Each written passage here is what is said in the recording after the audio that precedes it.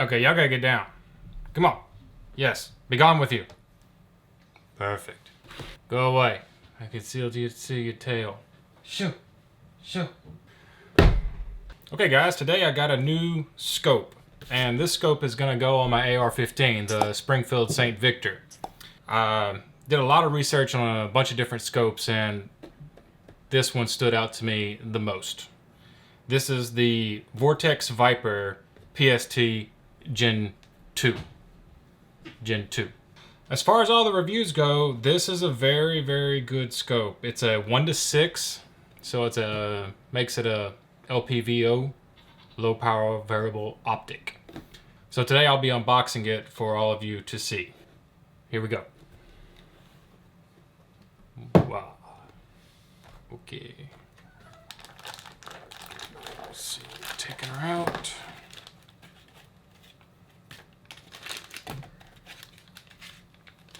Let's see. Okay, so right here on the little caution tape it says, to properly mount your rifle scope, we highly recommend using an inch-pound torque screwdriver. And do not exceed 18 inch-pounds of torque on the rings screws. I ordered the mounts for this, and they will be coming in just a few days. I also ordered a throw lever to go right here on the zoom ring. Well, let's just see. We got the hood that goes right here at the end of it. And we get a nice little Vortex cloth case. No, it's not a case. It's just it's a cleaning rack. Yeah. Feels nice. And we have a Allen screw, I believe it is, and a battery. Because on this scope, and we also have the manual. On this scope, there is a red dot, and I really, really like how the reticle looks on this scope. And there's a tiny red dot that sits right in the middle of the cross arrows. Let's see.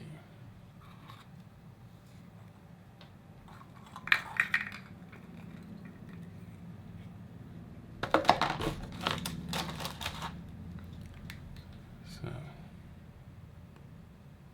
that's clean. That's clean.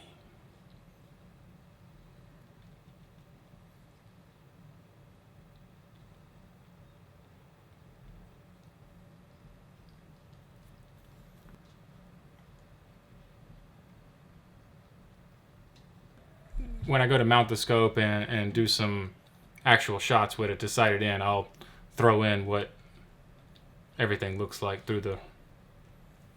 This is your focus over here. It's nice and stiff, which is what I hear you want to have with your focus ring so it doesn't get knocked off so easily. And this is where the battery would go for your red dot that's in the middle of the crosshairs. It's a little bitty red dot, but it looks really good. And these are just regular cross arrow. Maybe I'll throw an image in there of what the cross arrows look like. But that's the way I like it. I don't like no tactical cross arrows on my scopes. And there are screw-on caps for your dials.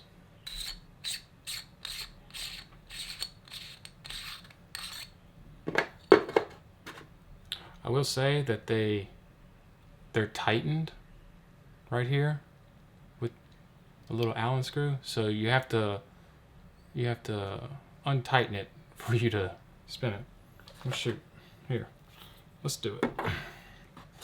Let's do it real quick.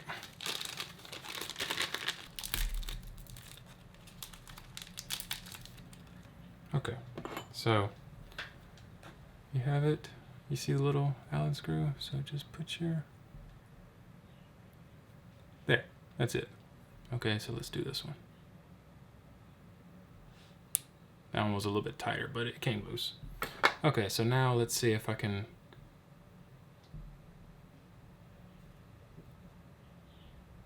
Ooh. Okay, this one's still tight. Well, it's loose.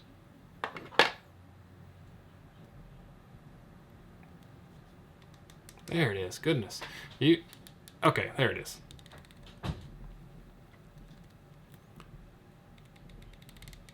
Can you hear it?